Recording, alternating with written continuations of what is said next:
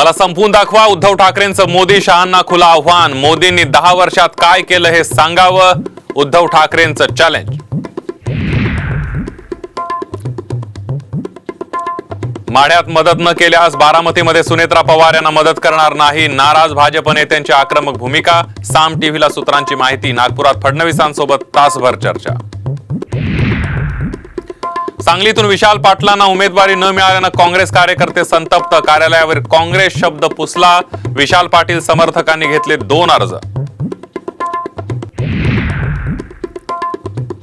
ईडीचे प्रयोग आता थांबवा, जनतेमध्ये चीड। अमोल कीर्तीकरांच्या मदतीला वडील गजानन कीर्तीकर धावले।